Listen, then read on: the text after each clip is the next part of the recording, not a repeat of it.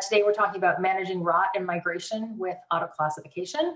For those of you who don't know us, my name is Jen Nelson. I'm the VP of Marketing and Business Development at Valora Technologies, and Sandy Surkis is the founder and CEO of Valora. So welcome this afternoon.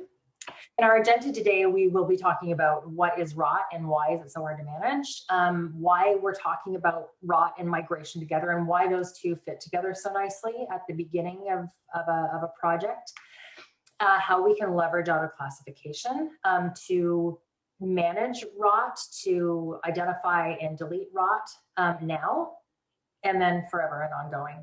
We're going to talk about migration and more so data in flight as well, which I love, and a case study, and then how to get started in real world examples. Excellent.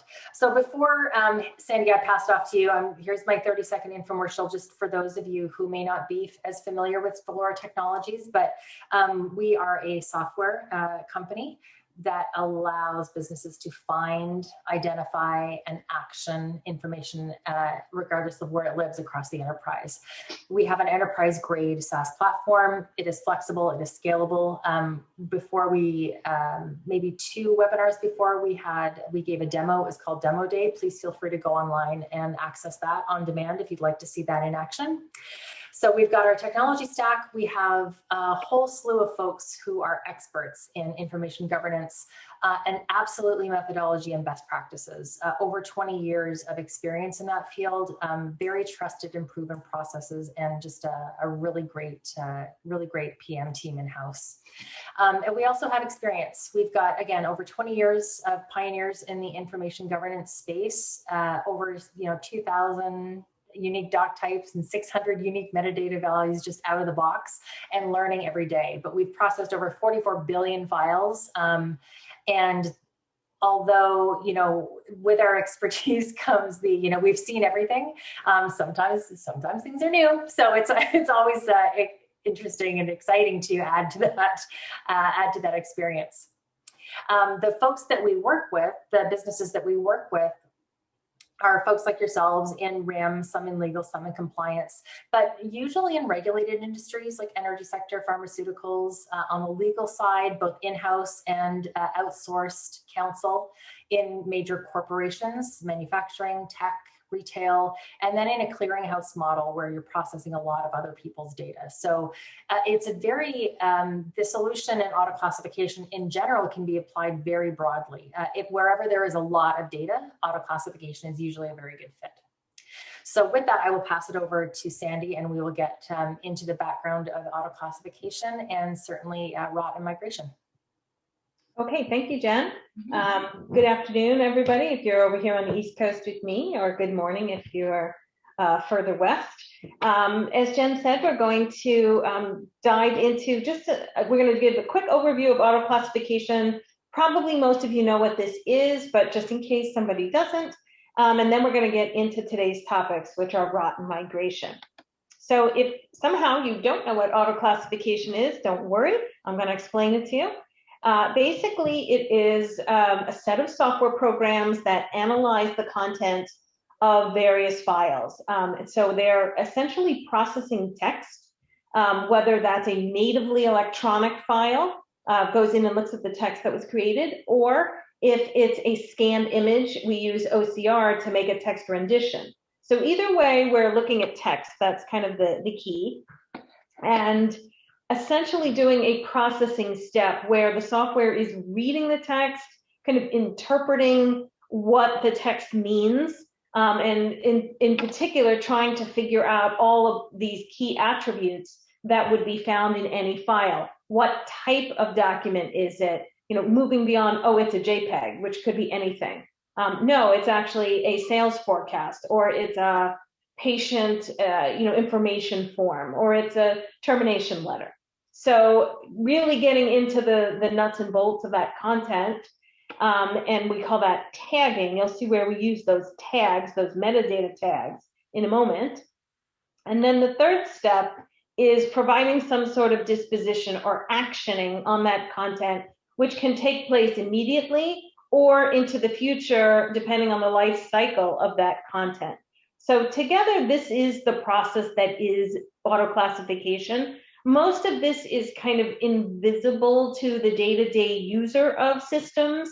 Really, you only kind of look at it down here at the end after this work has occurred on your behalf.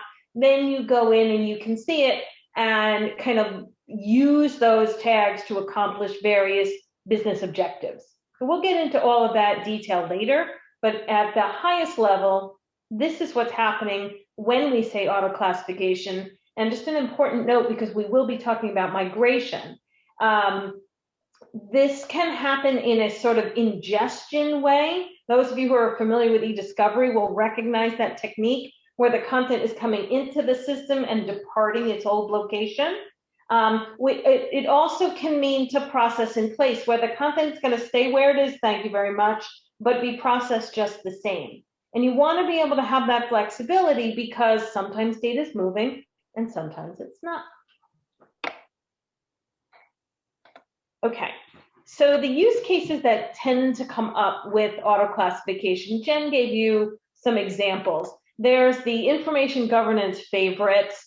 Again, records management, very common. Migration of content or sunsetting systems, ROT processing. Most of what we're talking about today kind of falls in the IG bucket, but there are kind of sister buckets for the technology. And this is important for people to know because this is where you can look for allies in your organization or look for buy-in to get approval for spend or for taking on a project. These are the other groups that are going to benefit from the auto classification. So definitely anybody in the compliance or privacy arena has a need to know what the content is and how it should be handled. So there's a natural fit there.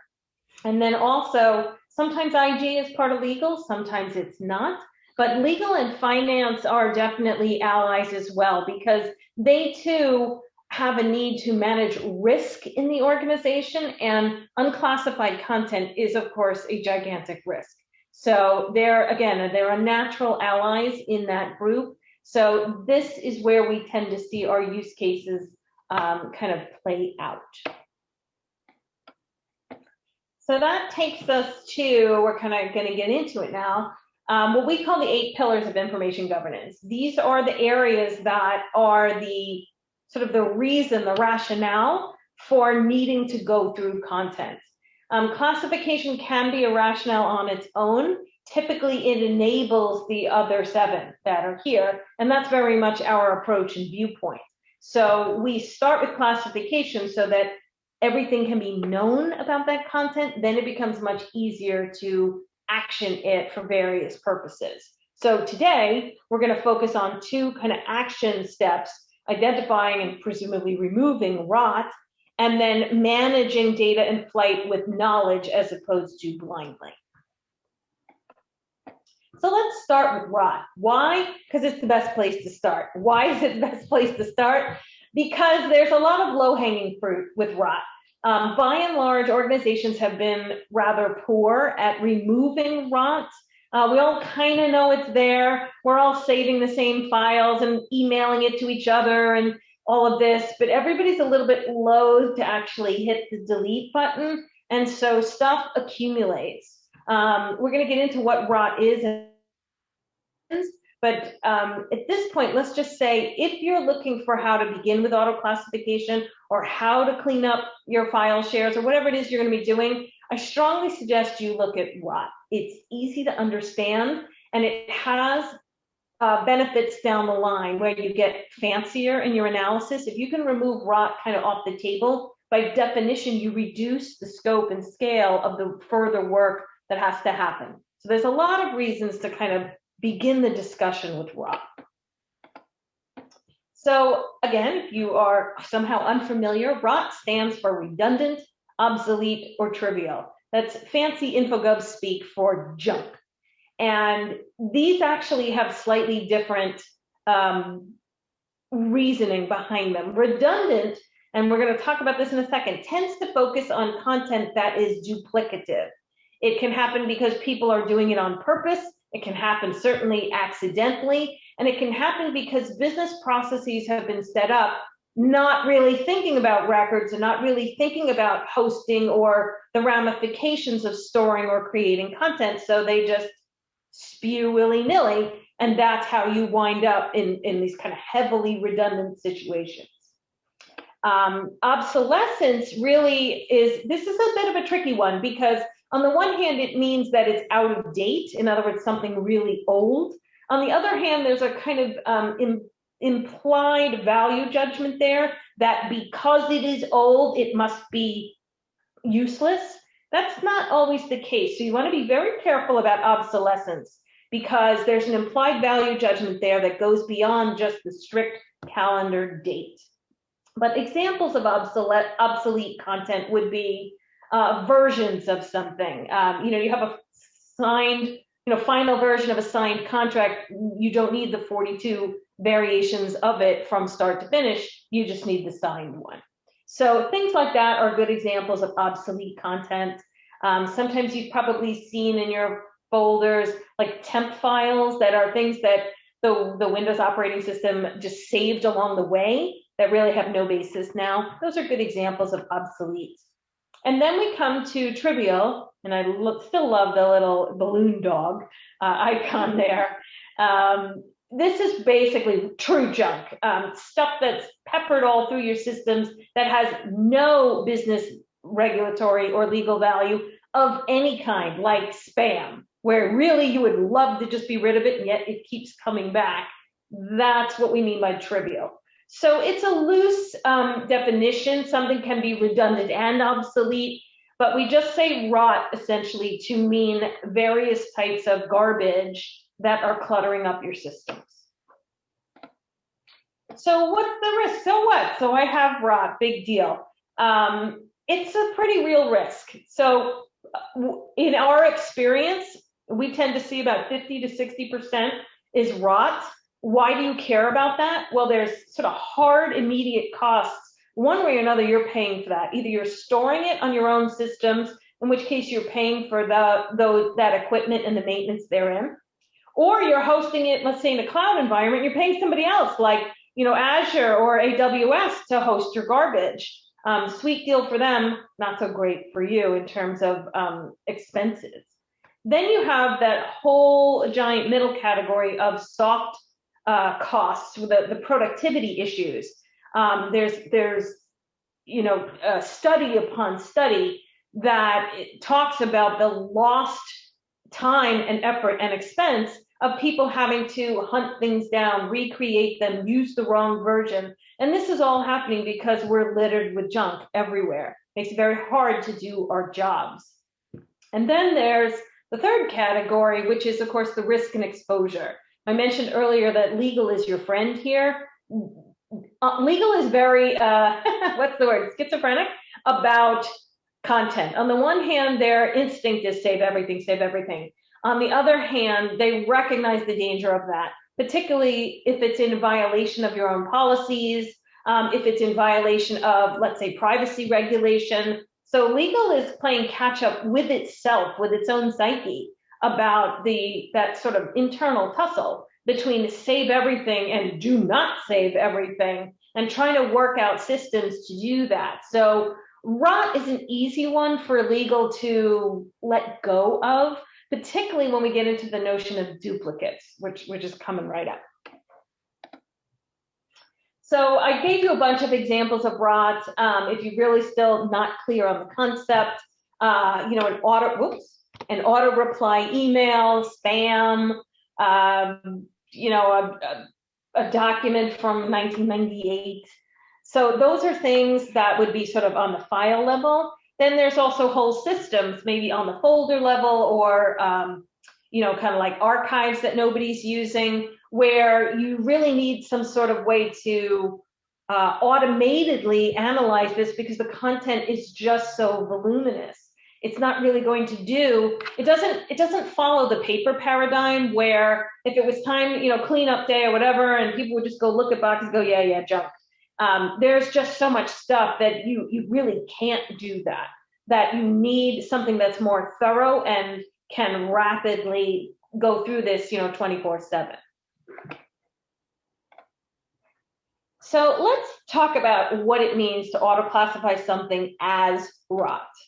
So here's an example. Let's say this was a well-meaning employee sent out an email to everybody in the organization towards the end of 2014. Merry Christmas, Happy New Year. This is rot. There's no business value, there's no legal value, there's no regulatory value. This is just junk. And it might not hit a spam filter because there's nothing, it's not talking about buy now or, hair loss or, all the usual spam things. This really not here. So this one's going to get through and clutter up everybody's mailbox. So I just have to move us. So on the back end, when you're using a system like ours, like Powerhouse, it's already watching for content that is of questionable value. Phrases like Merry Christmas, Happy New Year tend to not align generally with business value. Also, in this case, there really is no other text. So the bulk of the text, 99% of this text, is on the watch list. The date is now, this year, it'll be 7 years back, starting to hit that obsolescence meter. No other content, heavy graphics compared to text. 4,000 identical copies because one person sent it to everyone. Everyone is looking at their own version of the identical content. And so what you have here is essentially a conclusion that the software makes. First, it goes through the orange things are that tagging step. It's going tag, watch list, tag, date, tag, graphics, tag, duplicate. And then there's a little analytical step that goes through. These are what we call rules. This is rule-based, or if you really want to get into it, this is a Bayesian statistical process that is determining and saying, yeah, this collection of clues gives me strong confidence that this is junk. And the recommendation for junk, maybe you even have a record class for junk, I don't know, but the recommendation for handling this, for the disposition of this, is to remove it. Okay, so you can kind of see the whole step in action: analyze, tag, disposition. Here's another example that's not quite so obvious immediately. I don't know if any of you get these daily things from the American Lawyer, but after a while, how many of these can you possibly store and why? This one is several years old. And so, again, right away, either it's a known, mailing sender, maybe it's a trainable system. There's other kind of key things. Today's top story is a good example, like Merry Christmas, Happy New Year. It's a boy, happy birthday, mazel tov, whatever your words are, they're on that list. And to say this is kind of starting to feel like rot, not on the day it was born, but eventually. And so again, there's going to be a strong confidence in the analysis of this, particularly if it's further away in time, that this is rot and should be classified as such. So what we're kind of getting to here, and this is for all the records folks out there, is kind of a change in paradigm. Most of I would say the last sort of 20 years of records management has been a top-down technique where policies are created in a central environment and sort of pushed down onto people. And then the responsibility for managing to records, for removing out-of-date content, for doing the right thing with each file, that onus was pushed onto each person. Hopefully they had training, hopefully they had systems, maybe, maybe not, but the onus was kind of out of the hands of the records folks. We are talking about really changing that and bringing that management and control back into the hands of records management, information governance, maybe legal, whoever it is that is kind of looking across the organization to say, this needs to be a centralized task so that it's consistent and thorough throughout. And so we're talking now about content up or bottom up. Let each file speak for itself, what it is, what it contains, what the concerns are, and how it should be managed against policy. And that's the big difference, because right now what a lot of people have is a policy over here that most people don't really know what it is, or certainly not experts. and they're maybe vaguely on a good day responding, kind of executing in line. With what we're talking about with auto classification, by definition, it's in line. It takes its cues from the policies, and so it is managing to policy. Okay. Let's take a look at this notion. I mentioned this earlier about time-based removal of content versus value-based, because there are a lot of systems or groups out there that are managing content solely by time. And I kind of call that blind management, in the sense that they don't know what the content is and they don't care. And that's the big thing. If it's past 90 days, 120 days, that's it, it's going. That's not really the best way to manage content. Some pieces of content are literally jewels to the organization, and some are absolute garbage. And you have both kind of edge cases of that. You have jewels being thrown out just because time has passed, and then you have junk being saved because time hasn't happened yet. Okay, both are ridiculous ways to manage. It is not the ideal situation. It's cheap and easy, but it's not very helpful. And so take a look at these two. These are both emails. These are actual live emails with some information disguised that showed up in my email box. Despite having, I don't know how many spam filters, this promo for Target still got through somehow. It is clear spam and should not be kept at all. And this one, which is really important content, it has the signed contract in it. Should not disappear just because 90 days or 120 days has occurred. So putting the onus on me as the user to say, well, user, it's a record, store it as a record. I'm busy, I got stuff to do. Can't the system recognize that this is a signed contract and therefore a record and therefore needs to be retained according to record class blah? That is what we're talking about. So here's like kind of the ultimate example of why you want to be wary of time-based retention only, okay? These are things that you care about. Obviously, I'm making a metaphor, but you would never throw these out simply because time has passed. In fact, the passage of time makes them more valuable. And that is an interesting kind of counter argument to say, don't just look at time, look at value. And in order to do that, you have to know what the file actually is. All files are not created equal. So let's go to the heart of the matter. Let's talk about duplicates. There are actually 3 levels of duplication in content.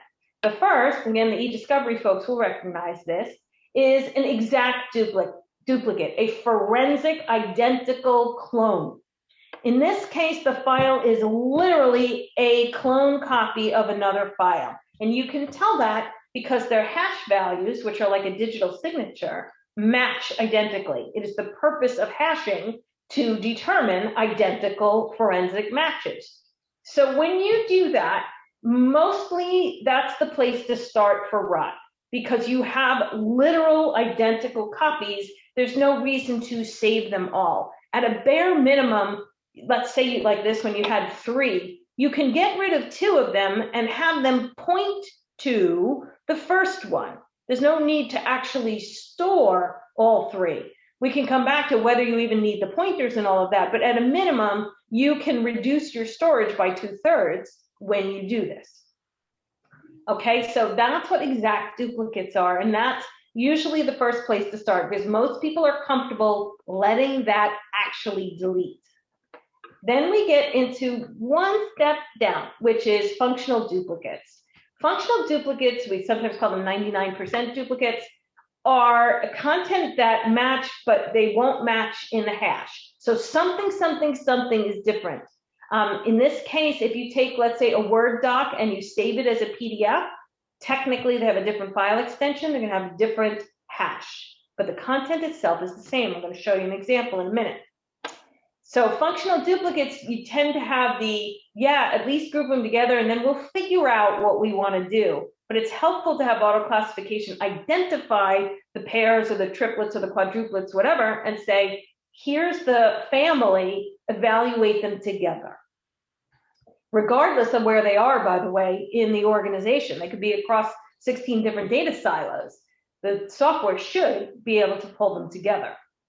So that takes us to the third area, which is what we call near duplicates. And this one's a little bit trickier because a near duplicate by definition is not identical and not even so close as to be almost identical.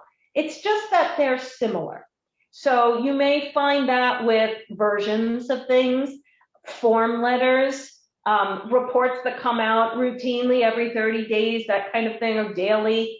And again, the reason that you want to classify that is because you almost certainly you want to manage them similarly. You don't want to have to manage them onesie twosie. You want to manage them as a group or a batch with similar identity. So here's, as I said, how to understand functionally identical. This is sometimes the trickiest one for people because on the one hand, it really does feel identical. On the other hand, it doesn't hash match. So what's going on? So this is a real live document. It's great reading. I highly recommend it. The Powerhouse FAQ. And so here it is in Word format, and it's 96K. And here it is in PDF format. All I did was literally save as PDF. So I get a different document. It's much larger. That's just Adobe's technique.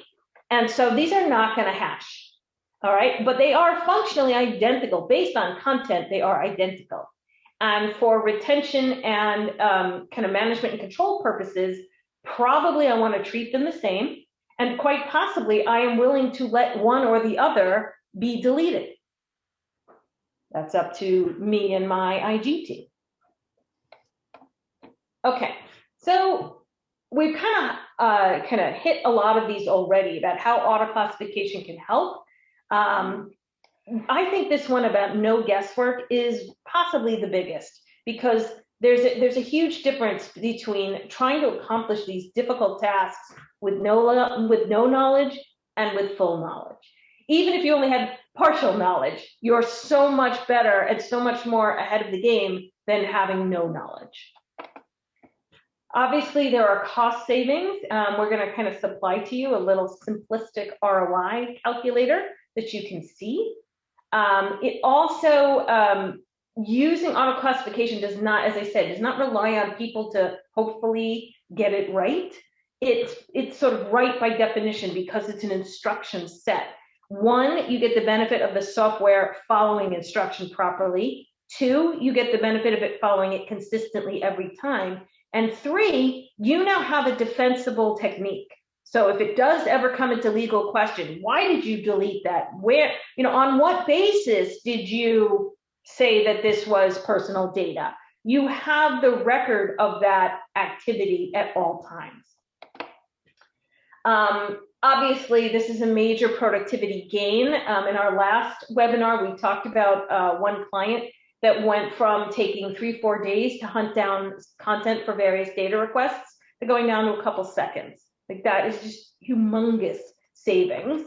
The evergreen nature, this is very important when we're talking about records retention because time passes and so the status of content changes. It's very important that you not think of this as a one and done. Perhaps the migration piece is one off, but everything else persists.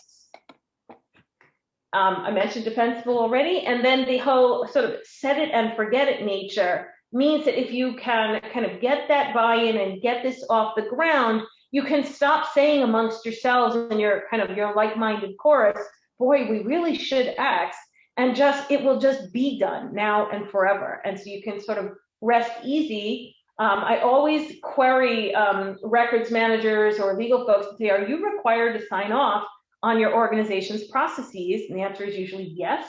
And then I'll say, how many of you have refused to do it? And the answer is usually everyone, because they know that this set it and forget it is not in place. Once you have auto classification in place, you do get to the step that everybody's hoping you'll get to, where you can sort of verify and validate the process itself. So I mentioned the ROI calculator. We can, as Jen said, we have various goodies we send out at the end. So happy to send this to you all if you haven't seen it. But this is a good way to even just initially get a quickie ROI on classification just based on ROT alone. There are so many other benefits that come, and we have a much more complicated ROI calculator that accounts for all of them. But this is just a simple one that's really only accounting for ROT. And can give you just an example of the benefit that you would see pretty much out of the gate. So that takes us over to migration or data in flight, little welly duck. And so what do we mean data in flight? Basically, data in flight is a phrase, if you know Bennett Borden from the IGI, he was the first person I ever heard use that phrase, and I loved it. And it means that content is moving for some reason or another. You might be sunsetting an old system. You might be migrating up to the cloud. That's a biggie right now. You might need to fulfill some sort of data request like a DSAR or a litigation production where you have to dig through stuff, or you might just need to, fulfill some sort of inquiry. So what it means is that content is moving. And so when content is moving, it's an excellent time to go ahead and classify. For starters, excellent time to remove ROT. You don't want to move the junk along with the jewels. You just want to move the jewels. Data in flight also happens when there's a responsibility transfer, often seen at M&A and divestiture. Either you're inheriting new content from another organization or you are divesting yourselves of it. There are other reasons that responsibility transfer happens. Somebody might leave the organization, or there's a reorg, either in people or in systems. And then, of course, there are sort of corporate attention reasons that data might move. It might be that there's suddenly a budget available to do something that's been on everybody's wish list. We're hearing a lot of that now as we kind of come out of the pandemic, that this focus on digitalization and becoming kind of a modern company is really refocusing ideas around information governance and ROT and migration. So this is a kind of a natural good time. These are the two biggies, hands down. So there's the wrong way and the right way to migrate data.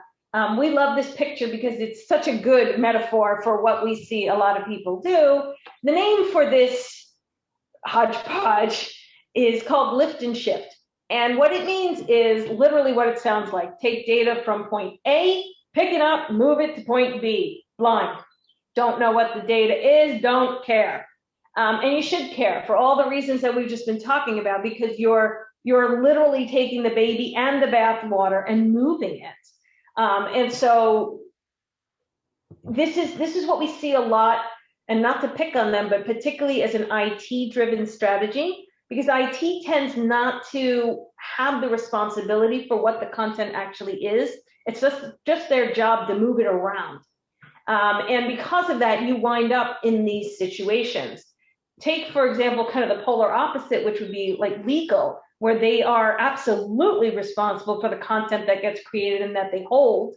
And the last thing they want to do is transition kind of exposure blindly into new systems. And that is precisely what a lift and shift does. There are other kind of flavors of lift and shift. Catch yourself if you hear this in your organization, which is doing the same kind of bad behaviors just in the new environment. So right now, one of the issues with file shares, there are many, but one of them is that kind of everybody kind of has access to kind of everything. And that's really dangerous. Different type, again, not all content's created equal. Some content is extremely sensitive. Some content is obsolete. It should be kind of nailed down what it is, who should have access, when, how long it should live, etc.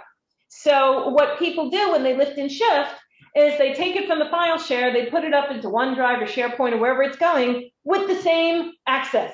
And they just now allow everybody access up in the cloud environment. Don't do that.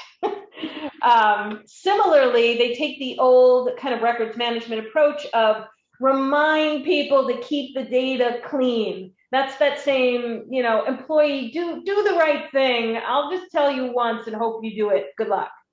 Don't kind of reinforce that behavior in the new environment. Use this opportunity to sort of stop that cycle. So that takes us to the obvious, how to migrate properly. Obviously, I like this little graphic because everything is labeled and tagged. It has an implied priority, very auto-classification-esque. And so understand what kind of migration you're talking about. Is stuff leaving your organization or staying within it? Are you changing platforms or just upgrading, or are you just cleaning house? And of course, most importantly, are you instituting these best practices as you go? I hope you are. One thing that you can do too, lift and shift doesn't lend itself, but this technique, which I would call analyze and shift, lets you stream the work. So while when the 10th file is being analyzed, the first file is being migrated. And you have this kind of work in process, just in time. Everything is moving in a much more streamlined manner than you might have in a pure lift and shift. Obviously, use tools to do this. Duh. We'll go through that a little bit more in a second. Another thing that you should do when you lift and shift, the validation tends to be only on the file count. Did we get the same number of files that we started with? Yes, good, we're done. You can do better with that with validation. Do we actually have any junk? Did junk make it over that shouldn't have? Did stuff that doesn't belong in this new environment make it across? So you want to be a little bit more rich and thick in your validation. Again, auto-classification makes that very easy because it lets you know what you have. And then, of course, continuous monitoring, because inevitably people will still return to the old system. Sometimes you're running the old and the new concurrently for like a year. So you need that kind of what we call delta monitoring. In other words, monitoring and going back over the delta, which is the Greek letter meaning change, only what has changed.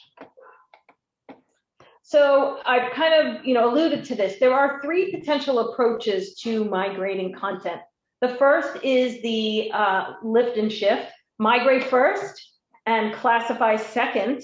Not at all what I would recommend, but there are some pros, and this is what you will hear, so it's what you need to be prepared to kind of combat in your organization. It's fast, it can happen tomorrow, and it's somewhat more efficient to classify. If you're going to Microsoft 365, it's somewhat more efficient to classify at the end game, so I'll buy that argument, but there are way more cons, I think, in that technique, notably dollar cons in moving content that you won't need. So really, we would advise against this generally.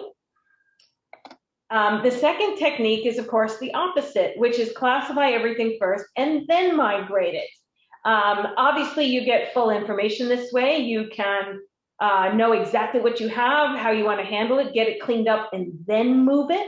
The cons is that's going to take some time. And so sometimes there's a little bit of a tussle between those who want immediate results and those who want detailed results. So that's how we get to then the third stage, which is the one I was kind of describing, where if you think about the classification as an iterative process, you can start with the low-hanging fruit, start with rot.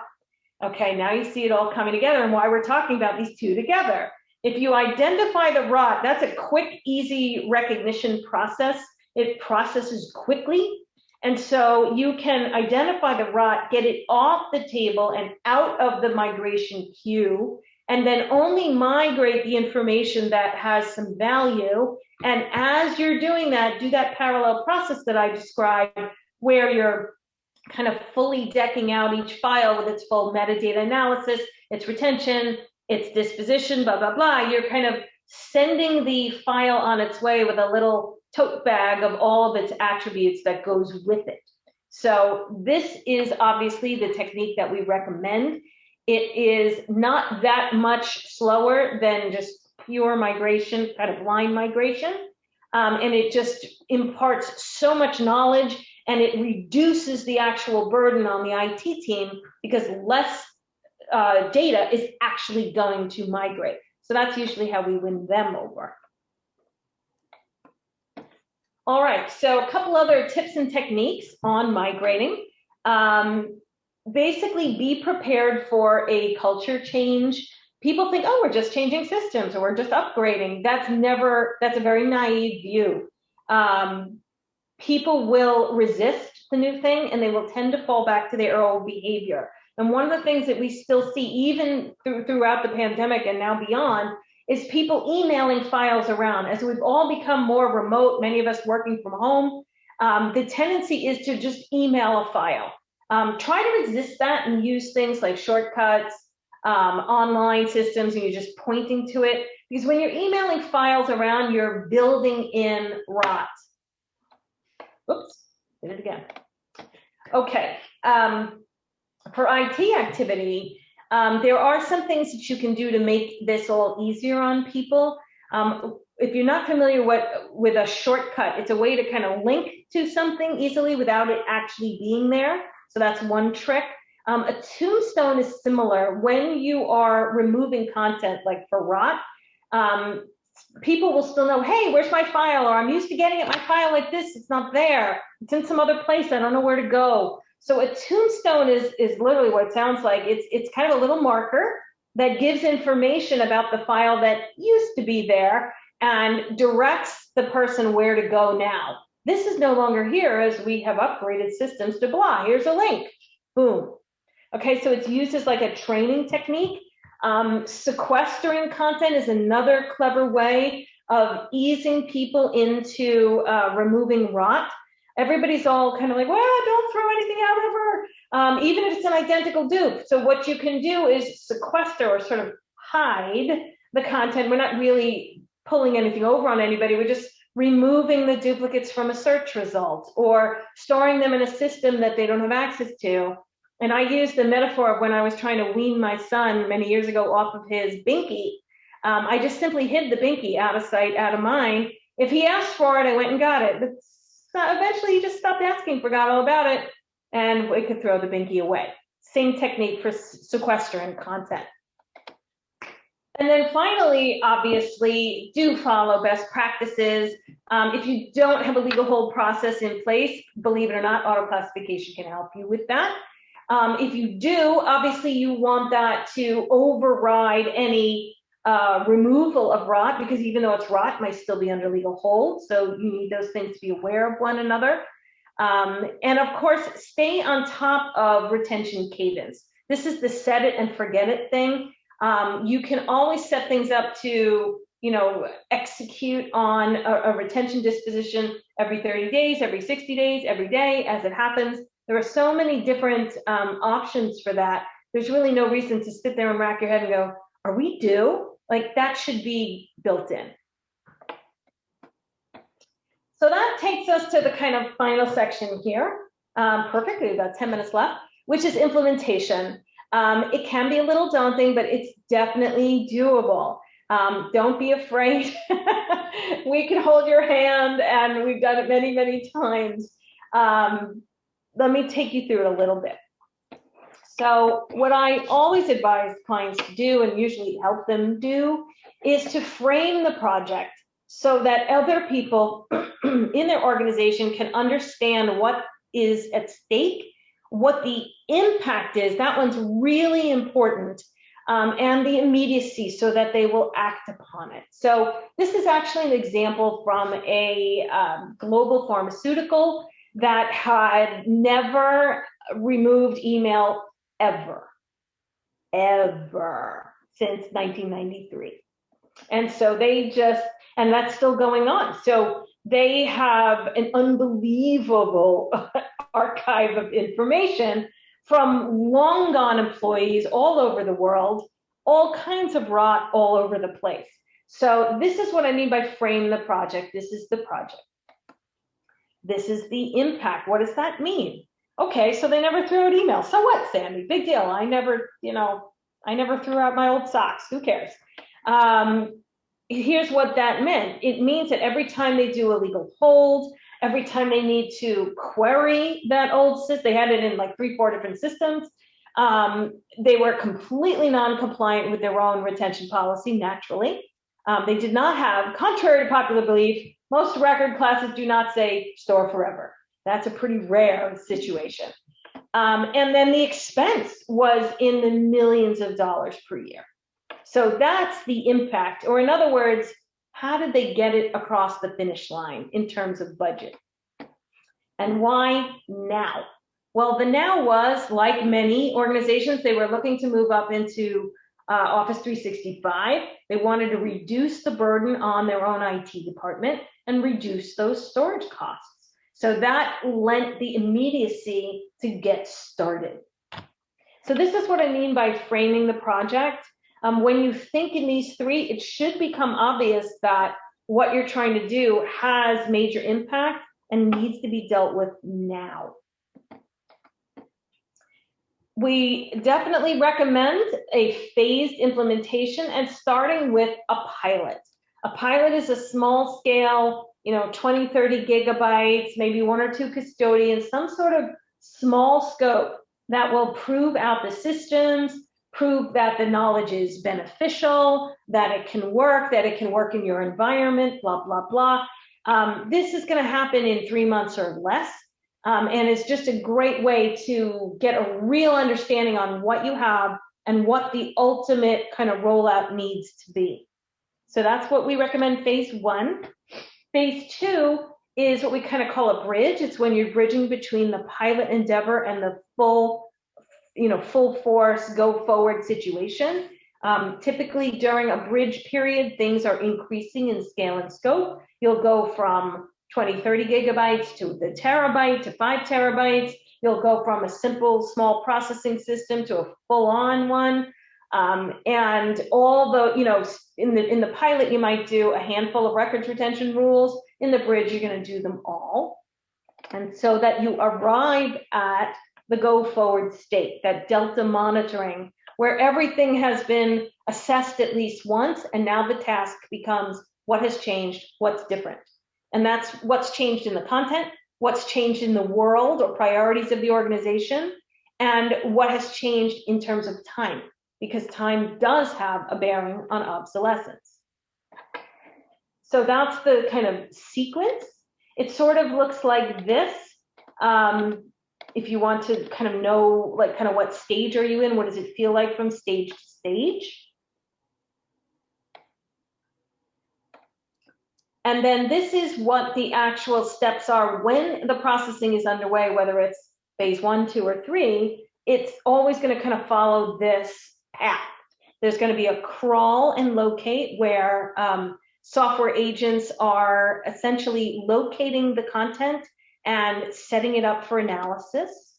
Then the analysis of that rich metadata tagging, giving everything there is to know about this file, author, recipient, subject, doc type, keywords, languages, employee names, product names, locations, blah, blah, blah, blah. Identifying tag, then go through and analyze. Okay, if that's what I have, what else does this tell me? What else do I need to know? What do I need to do? Which takes me to the decisioning and actioning. Okay, I know what I have. I've gone through my analysis. Now I have to take action either immediately or at a certain date or event point. And then finally, that delta, okay, what's new, what's next, what's been added, what's been taken away, what do I have to account for? So that it can be an ongoing evergreen situation. So that takes us to kind of the final discussion today, which is how to get started and really how to get buy-in from your organizations. I find a lot when I talk with folks that understand information governance or who've been around classification a little bit, they're on board, they get it. It's the rest of their organization that they need to pull in. And so this is how we recommend that you do it. Definitely set up a pilot use case. I kind of defined what that was. Part of that is that it happens quickly and you can kind of hold on to executive attention so that they don't kind of disappear on you. 2-3 months is a short enough time frame that you can hold their attention. Measure your results. If you're considering using auto classification, measure what you have and what you're doing and how painful it is right now. How long does it take you to fulfill some sort of data request? How long does it take you to get rid of information that's past retention? How painful is that? What does it cost? If you don't have an immediate dollar value, then just factor in the value of your time or your staff's time to do this on an hourly basis. But do track it, because that will help you provide that ROI, and that before-after benefit makes it very clear. So make sure you measure before you get started, as well as during and after. And then, of course, build on that success. The pilot is great in a vacuum, but you definitely want to show that it can work at scale and across the organization, across data populations and such.